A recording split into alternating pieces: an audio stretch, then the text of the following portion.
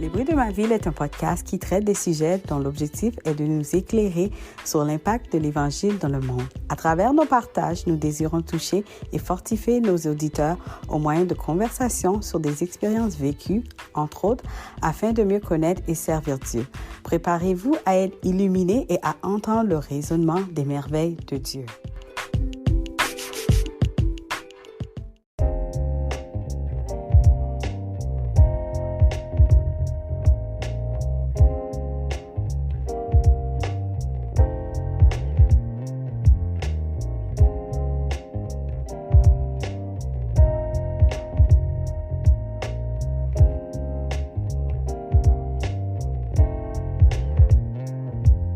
Hello à tous, contente d'être de retour avec vous pour un autre épisode des bruits de ma vie.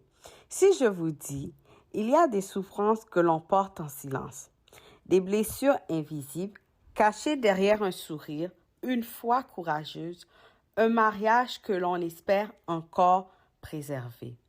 Aujourd'hui, nous abordons un sujet délicat, souvent tabou, pourtant bien réel. La douleur des épouses confrontées à l'addiction à la pornographie. Une souffrance qui touche le cœur, l'identité, la confiance et parfois même la foi. Pour en parler aujourd'hui avec moi, j'ai la joie d'accueillir Clémentine Maridor, autrice chrétienne. Dans son livre « Dieu est auprès des épouses blessées par la pornographie », elle donne une voix à celles qui pleurent en secret et rappelle une vérité essentielle. Dieu voit, Dieu entend, Dieu restaure. À travers son témoignage, son cheminement de guérison et sa foi vivante, Clémentine nous invite à croire qu'au milieu des ruines, l'espérance est encore possible. Installez-vous confortablement. Cet épisode est une main tendue, un espace de vérité et peut-être le début d'une restauration. Bonne écoute, la famille, et à très bientôt.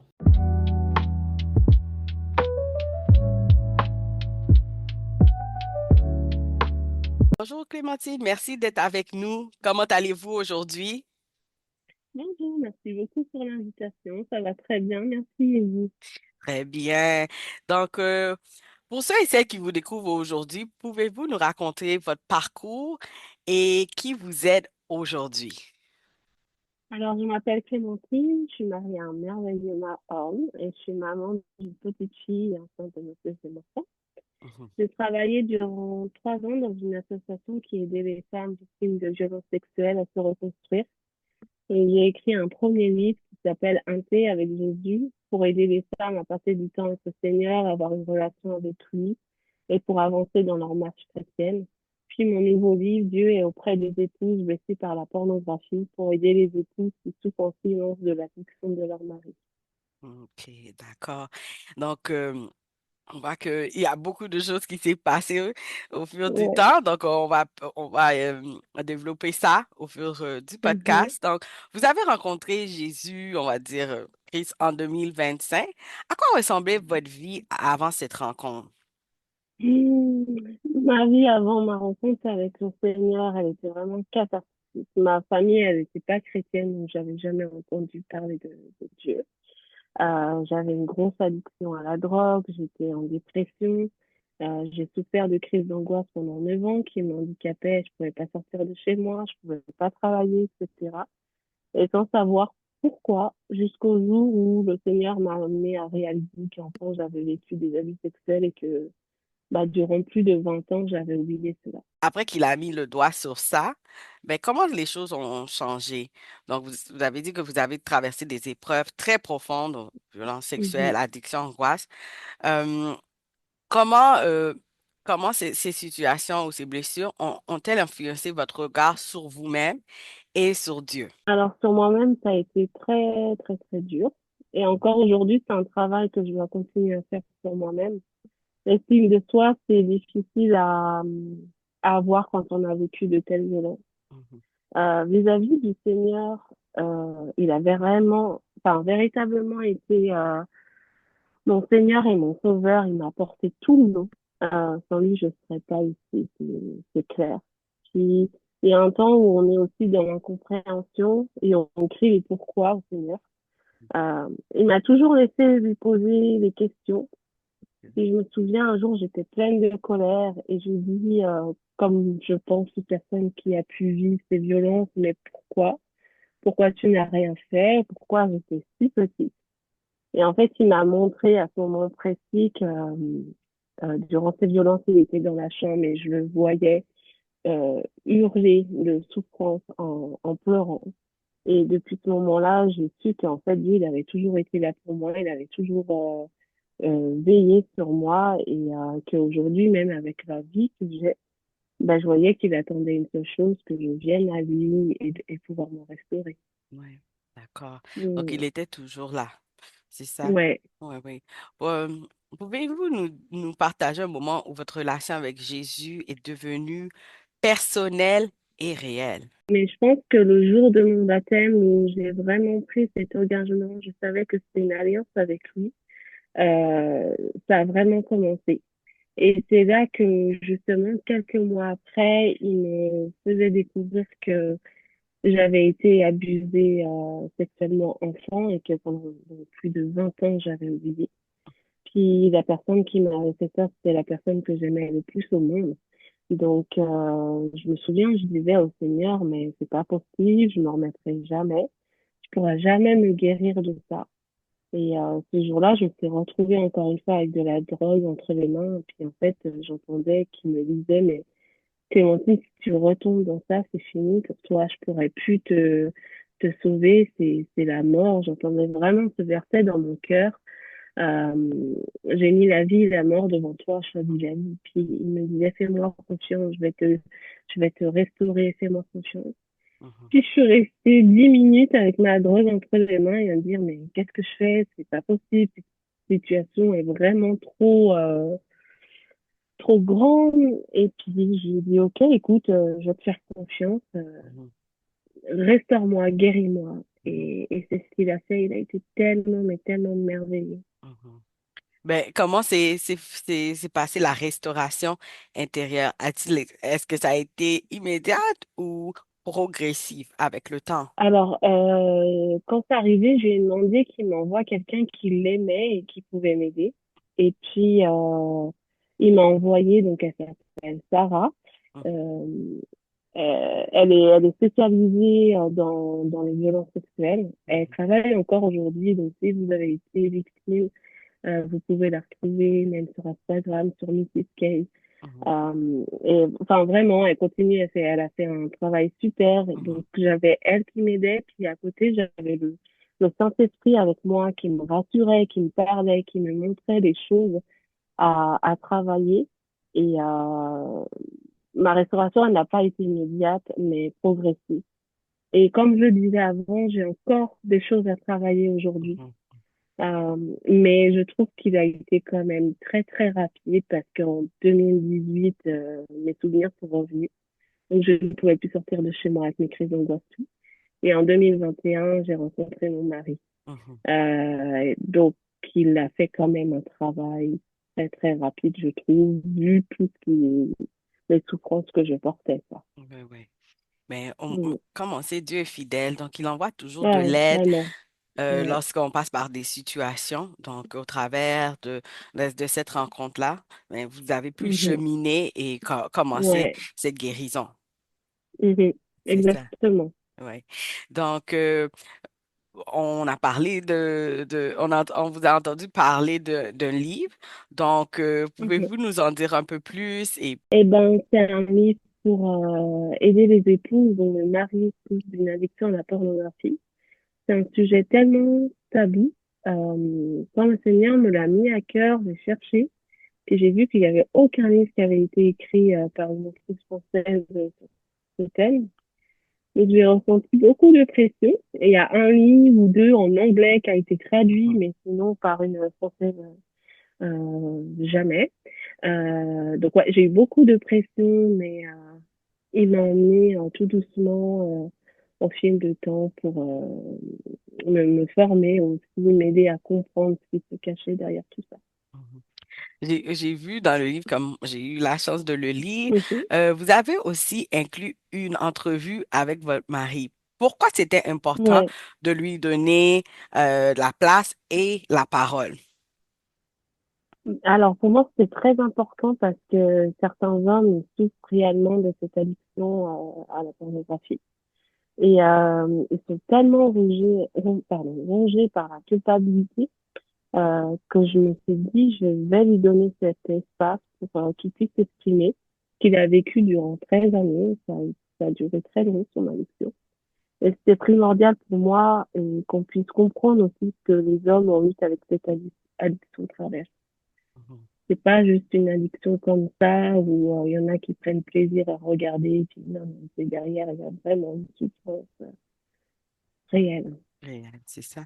Donc, Mhm. au travers du livre, on comprend qu'il y a vraiment une vraie souffrance réelle Ouais. en arrière de tout ça.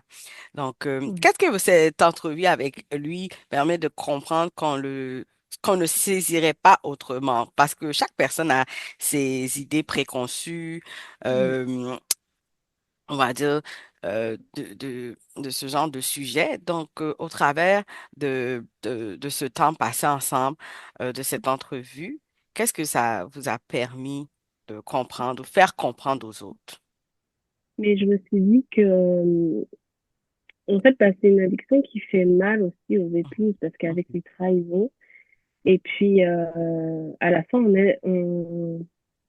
parfois on n'ose pas demander, mais pourquoi tu regardes ça, ou vraiment d'avoir une discussion sans colère, ni quoi que ce soit. Et puis je voulais que les épouses elles puissent aussi comprendre ce que leurs maris peuvent traverser, parce que malheureusement, cette addiction elle détruit également bah, l'épouse, la famille. Et parfois, on est tellement aveuglé dans justement la colère, comme je disais, à cause de toutes les trahisons qu'on peut vivre, qu'on oublie que derrière, il y a aussi de la souffrance pour eux. C'est des fois, ouais, c'est ça, avec cette colère qu'on peut ressentir.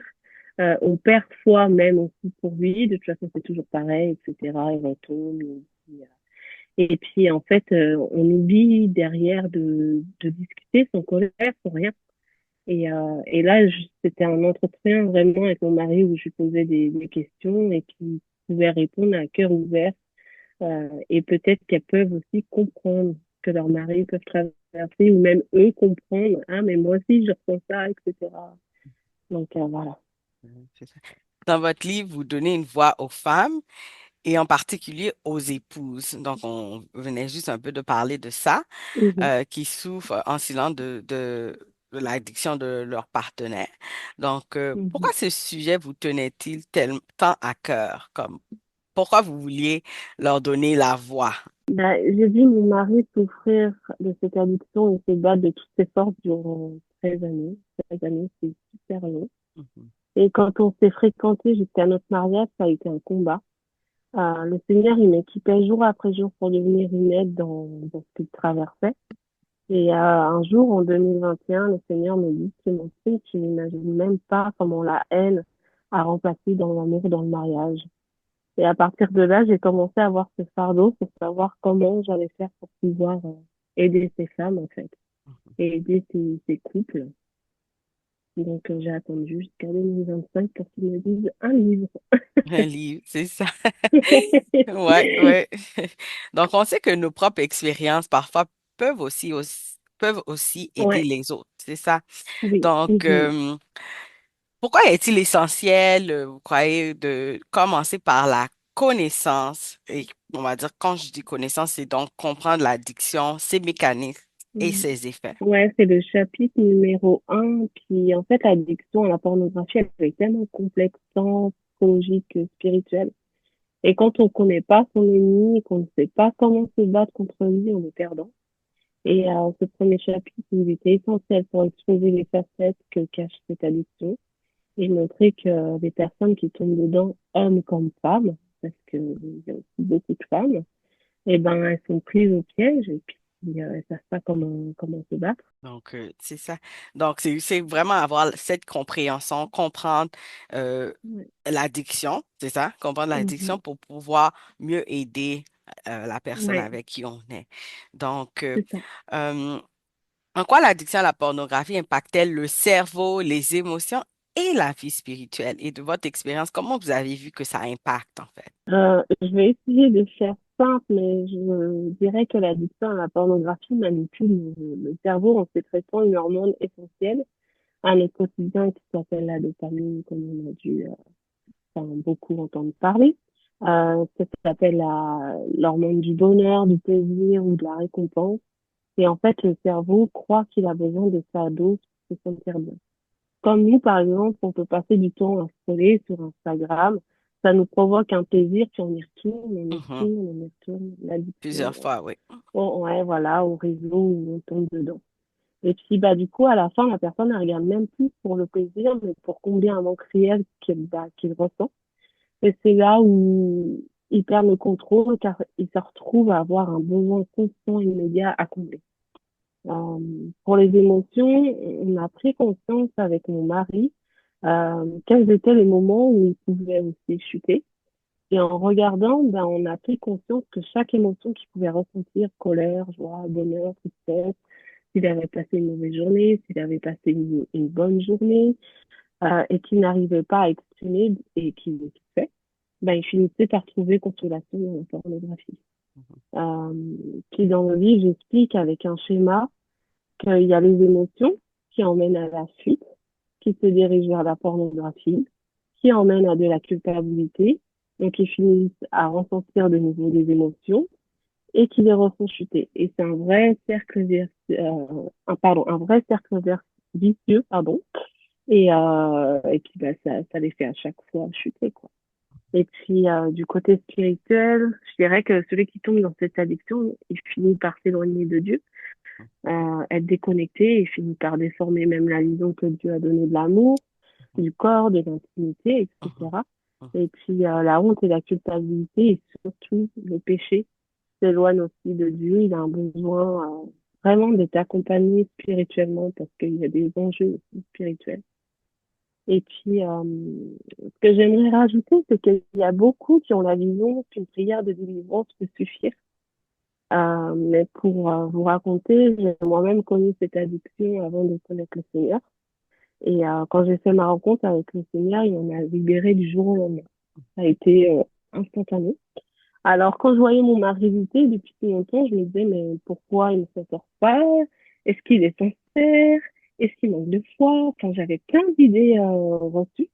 Et puis, c'est là où, en fait, le Seigneur, il m'a emmené dans toutes ses connaissances et à quel point l'addiction à la pornographie, elle était tellement complexe et à quel point les personnes qui en souffrent et celles qui les accompagnent ont besoin d'amour, de compassion et d'aide. C'est ça Donc, exactement. Quel est, ouais. quel est l'impact le plus méconnu de cette addiction sur l'épouse et sur le mariage? Je dirais sur l'épouse, l'identité des épouses, elle est fissurée. Parce que même avec les trahisons, bah, ça finit par détruire. Puis les promesses non tenues aussi, c'est la dernière fois que je regarde. Donc, l'esprit de l'épouse, elle commence vraiment à être réduite à néant. Et puis, l'addiction, dans le pire des cas, peut pousser aussi à l'infidélité. À la fin, c'est vraiment quelque chose de dangereux. Euh, il y a un couple qui a relu mon livre et qui a écrit aussi un mot dedans. Ils accompagnent des couples et ils disaient que 80, alors attendez, 80%, 80% de leurs consultations, c'était lié à la pornographie et que ça détruisait tellement les mariages. Donc c'est vraiment quelque chose de difficile, quoi. De difficile. Surtout de nos Mhm. jours, on voit que la nudité ou beaucoup de choses sont Exactement. sexuelles, comme même à la télé. Même on peut dire pour Oui, la vente d'un parfum, ils mais sont obligés de mettre un homme, une femme en exactement. train de s'enlacer. C'est ça. Donc, en fait, la personne qui a peut-être cette addiction-là, mais il y a tellement de choses que si la personne n'est Absolument. pas fortifiée par le Oui. Seigneur, elle peut retomber, en fait. Mhm. Donc, spirituellement, il faut que Absolument. la personne s'accroche à Dieu. Oui. Mais c'est ça. Et puis, même on voit avec mon mari, c'est... Alors, ok, il a été libéré, mais on fait toujours attention. C'est-à-dire que si on regarde un film, une série, une scène, voilà, on avance. Et à chaque fois, je lui pose la question comment vont tes pensées. Enfin, pas à chaque fois, mais Mhm. même quand je sens le Saint-Esprit me pousse, ou même lui me dit là, mes pensées, ça va pas. Il y a toujours quelque chose où il faut faire attention. Mhm. Et c'est ça aussi où j'aide les femmes à aider leur mari, en fait, Mhm. d'être vraiment cette aide. Et c'est vrai que pour eux, c'est difficile parce que quand on regarde, même les femmes, comment elles s'habillent aujourd'hui, il n'y a même plus de respect en fait pour les hommes pour dire même je m'habille convenablement parce que bah, pour rester aussi pour les hommes. Mhm. Et c'est pour eux, c'est pas facile non plus. Mhm. C'est C'est voilà. pas facile, non, Donc non. non, du tout, du tout, du tout. Hein. Non. Donc, c'est ça, on continue vraiment comme le fait à prier pour son partenaire et à le soutenir. Mhm. Est-ce qu'il y a un Ouais. mensonge que ces femmes finissent souvent par croire et une vérité que Dieu souhaite leur rappeler? Mais je pense qu'à la fin, on finit par croire qu'on est pas assez, en fait, pas assez belle, pas assez femme, pas assez tout court.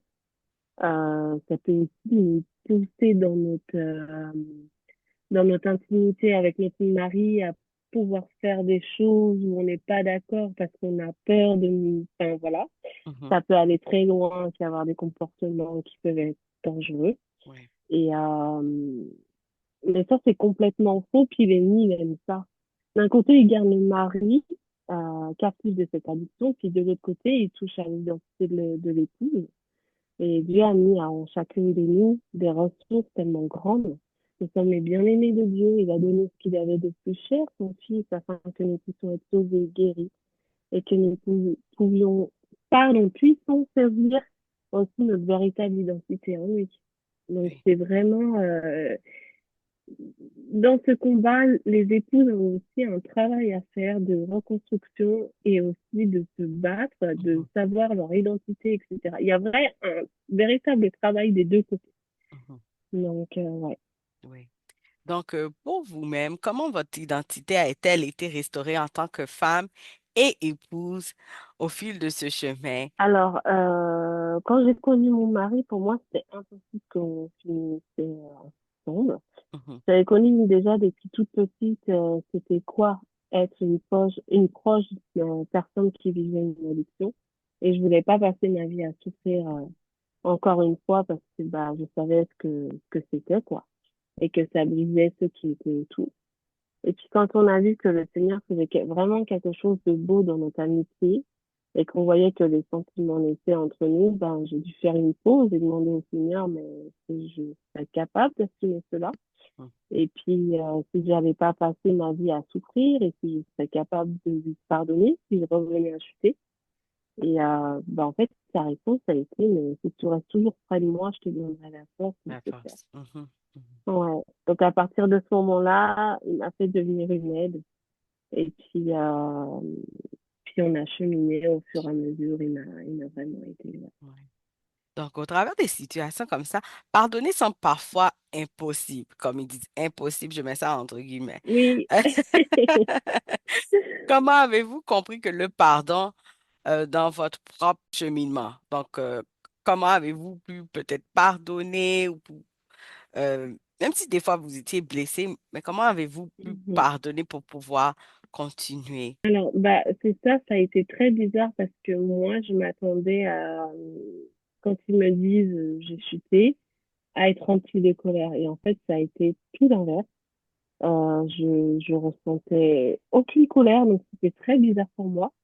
Et à chaque fois, quand ils me disaient, mais va prendre un temps avec le Seigneur, tu n'es pas cette addiction, je te pardonne, je t'aime pour qui tu es. Et puis, alors il y a des jours où je pouvais ressentir de la colère. Et dans ces cas-là, j'allais prendre un temps avec le Seigneur et je déversais sur lui. Et puis, un jour, il m'a dit, mais Clémentine, tu sais que si tu veux pas lui pardonner, tu es à la même échelle que lui, son péché, il n'est pas plus grand que le tien. C'est pas supérieur à lui. Et depuis ce temps, je n'ai jamais pu être en colère contre lui. Je préfère me battre avec lui plutôt que contre lui. Ça- Mhm. On a vraiment fait, en fait, on est une équipe. Ce combat, c'est notre combat et c'est pas ton combat. Je Mhm. sais que tu fais pas ça pour me blesser. Je sais que tu fais ça et que toi, ça te blesse. Donc viens, on se bat ensemble. Et donc, du coup, la colère, elle n'avait pas de place. Et on était deux guerriers et on se Mhm. battait ensemble contre ça, quoi. Oui. Comment vous trouvez l'équilibre entre soutenir votre mari ou dans le livre, pour, comment soutenir son mari, comme pour les autres femmes, dans le Mhm. combat et se préserver soi-même? Alors, dans le livre, je raconte à un moment donné, au tout début de notre mariage, mais en fait, je me souviens que si moi j'allais dormir plus tôt ou que mon mari était sur l'ordinateur, bah, au bout d'une heure, je me levais, je marchais sur la pointe des pieds pour pas faire de bruit et pour voir si j'avais pas à le surprendre. Et en fait, donc, je vivais sur la réserve.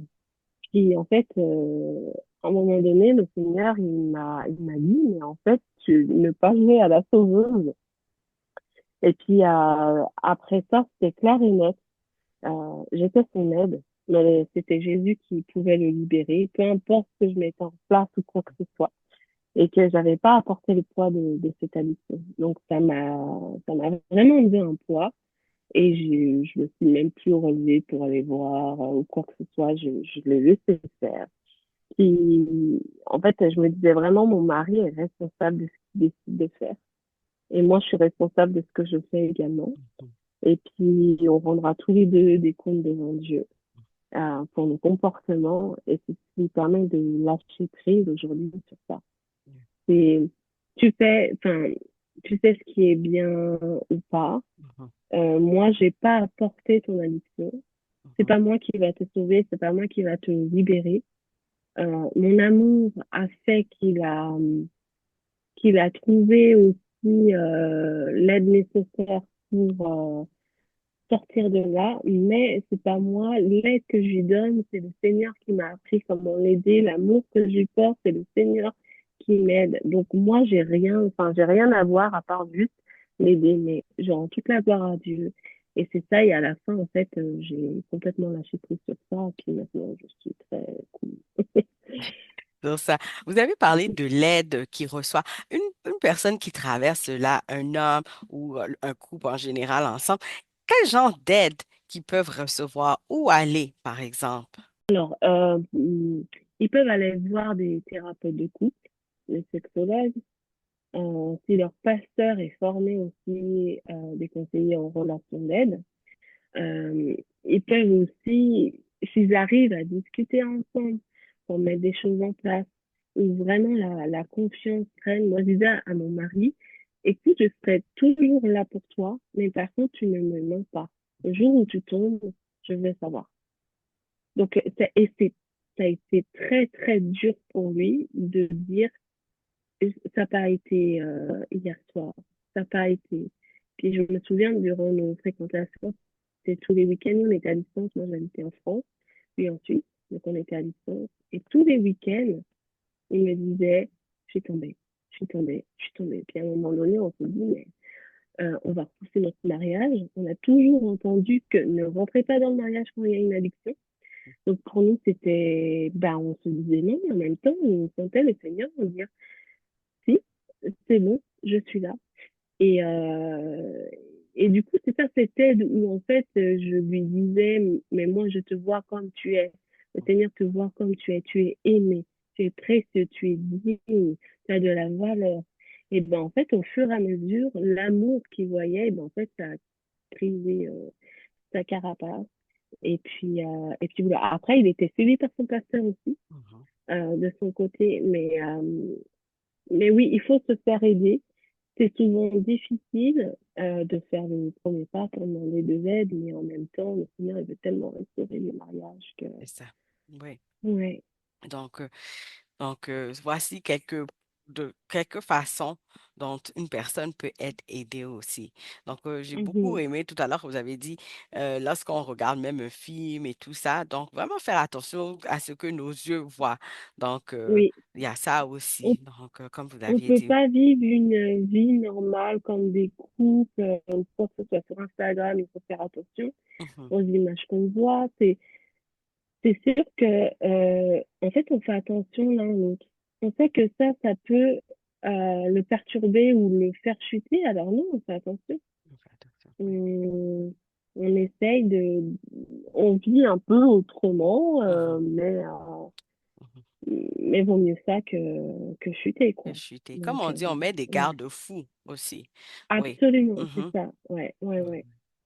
Donc aujourd'hui, à quoi ressemble votre marche quotidienne avec Dieu en tant qu'épouse et maman? Alors, c'est totalement différent de ce que je pouvais penser et imaginer. C'est plus difficile de prendre du temps avec le Seigneur, comme je le voudrais. Mais entre deux siestes, avec ma fille, j'y arrive. Puis après, j'ai appris à prier en faisant à manger, à être disponible même la nuit quand le Seigneur me réveillait pour prier. Mais vraiment, je loue le Seigneur parce qu'avec la vie que j'ai eue, je me sens tellement bénie de pouvoir avoir une famille aujourd'hui. Mon mari est tellement petit soin, j'ai une telle grâce, vraiment. Et puis ma fille, c'est un cœur, même si les nuits sont encore difficiles. C'est les Mais débuts, c'est c'est... les débuts. Oh, ouais, elle a bientôt 2 ans, hein. Oui. Alors, non. Mais ouais, on apprend différemment, quoi. Et puis, Oui. ce qui est drôle, c'est que mon premier livre, Un thé avec Jésus, j'avais aussi écrit pour celles qui n'ont pas le temps, en fait, de prendre du temps avec le Seigneur, avec même le travail et les enfants. Puis quand j'ai écrit, j'étais célibataire. Et puis, ben, en fait, je me retrouve Oui. à le prendre et puis à le lire comme si que c'est pas moi qui l'ai écrit. Et, Oui. ouais, donc Oui. c'est drôle comment le Seigneur emmène les choses. Dans les saisons, dans les différentes Ouais, saisons. exactement. Donc, si vous aviez un seul message ou plusieurs messages à transmettre à une femme blessée qui nous écoute, quel serait-il? Alors, je sais que ce thème, il est vraiment tabou. Puis nombreuses sont celles qui n'osent pas demander de l'aide, même par peur de calomnier leur mari ou de montrer que leur couple vit des turbulences. Mais Dieu, il entend vos pleurs, il entend vos souffrances et il veut pas vous laisser seul. Il a des plans tellement merveilleux pour vous et votre mariage que s'il y a un endroit ou quelqu'un qui vous dit, je te comprends, n'hésitez pas à aller demander de l'aide. Même moi, je suis disponible si jamais il y a des Mhm. défis. Beaucoup m'écrivent sur Instagram. Les témoignages que je reçois, c'est juste waouh. Donc, n'hésitez pas. Ouais. Donc, est-ce que vous avez un dernier mot pour nous? Alors, oui, j'aimerais donner ce verset de Ecclésiaste 4:10 qui dit, car s'il tombe, l'un relève son compagnon, mais malheur à celui qui est seul et qui tombe sans avoir un second pour le relever. Avant d'être marié femme, vous êtes des compagnons de route, des frères et sœurs en Christ. Et quand l'un tombe, l'autre est là pour le relever. Mais comment on relève notre compagnon si notre cœur est rempli de colère ou de mépris envers lui? Comment tendre la main quand on est soi-même blessé, brisé ou plein de rancœur? Si mes mots ont pu vous toucher, alors mon livre pourra vous aider. Osez prendre ce temps, osez saisir cette main tendue pour vous aider. Vous êtes aimé et précis. Mhm. Merci beaucoup, Clémentine. Merci beaucoup pour votre passage ici. Est-ce que vous pouvez nous rappeler le nom du livre Alors, c'est Dieu est auprès des épouses blessées par la pornographie. Il est sur Amazon. et autres? Donc, vous avez aussi une page Instagram avec Oui, du contenu. Donc, oui, j'aimerais vous dire merci beaucoup. C'est pas un sujet, comme vous avez dit, c'est pas un merci. sujet facile. C'est parfois un Mhm. sujet, je dirais pas tabou, mais qui est pas toujours Oui, évident, en fait, à, évident pour les autres, en fait, à s'ouvrir, à pouvoir parler. oui, Donc, quand une personne est capable d'écrire un livre et d'en parler, ça aide aussi beaucoup d'autres personnes et ça aide aussi les gens qui ne sont pas encore en couple aussi. Moi, je pense oui, que ça aussi, absolument, ouais, ça aide même les gens qui sont en fréquentation. Ça peut aussi les aider, absolument. Ouais, fréquentation ou qui sont déjà fiancés. Ça peut aussi ouais, les aider oui, pour dire, oh, voici des choses qui pourraient arriver. Donc, nous-mêmes, préparons-nous mhm, à mettre aussi des garde-fous, etc., pour absolument. Ouais, pouvoir nous aider à bien cheminer. ouais, exactement. C'est Mhm. vrai que c'est ça, on nous dit seulement ne vous mariez pas s'il y a cette addiction. Mhm. Mais on ne nous dit pas, mais qu'est-ce qu'on fait alors? On se marie pas, Oui, il faut qu'il essaye de sortir, mais moi, comment je deviens une aide? Parce que s'il Mhm. a déjà connu cette addiction, il y aura des chants, enfin, Oui, donc oui, voilà, mais qui retombent. Donc moi, je fais quoi dans ces cas-là? c'est ça. Et on prépare pas non plus les fiancés et eux À tout ça. En fait, il y ouais, a des... à être Ouais. une aide. Mhm. Parfois, les gens n'avaient pas l'addiction avant et c'est Ouais, au fur du temps, comme ça, là, qu'ils tombent ouais, dedans et puis c'est ça. Donc, c'est bien d'être outillé pour pouvoir ouais. traverser au travers de ces épreuves, pour pouvoir tenir bon Mhm. et traverser euh, le mariage ensemble, C'est ça. comme le Seigneur l'avait Puis, prévu. Mhm, c'est ça. Puis l'ennemi, il aime tellement prendre la honte et nous faire taire avec ça. Et avec mon mari, en fait, on en a fait quelque chose qui n'était pas tabou. Donc même à table, quand on est tous les deux, on peut en parler facilement. C'est comme mhm, un sujet, comme si tu as été acheté du temps. Enfin, mhm, mhm, c'est mhm. devenu vraiment un sujet. En fait, on n'en a pas fait quelque chose de honte. C'est sûr que quand le Seigneur m'a dit d'écrire ce livre, j'étais un peu mal à l'aise parce que j'avais peur que les gens aient une mauvaise vision de mon mari. Oui. Mhm. Donc c'était dur et puis je lui disais, il me disait, oh mais non, vas-y, puis je disais, mais ta famille, etc. Et en fait, c'était un soutien, même sa maman a lu le livre, a écrit dans le livre, elle a compris des choses qu'elle ne savait pas non plus. Donc vraiment, ça a ouvert des portes et c'est ça, l'ennemi aime la honte. Oui. Il aime tenir les gens captifs dans ça. Puis à partir du moment où on dit, j'arrête d'avoir honte, j'arrête, ben en fait, on peut aider tellement de personnes. De personnes à Ouais, passer au travers. Donc, c'est ça. merci encore une fois, Clémentine. Merci à Merci vous. beaucoup pour votre temps. Merci pour vos paroles de sagesse et merci pour Merci cet beaucoup. outil qui est disponible pour les couples, pour tout le monde, même pour des gens qui Oui, connaissent d'autres gens qui passent au travers de exactement. situations Ouais. similaires, euh, qui puissent aussi être aidés. Merci beaucoup. Soyez bénis. Merci à vous. Soyez bénis.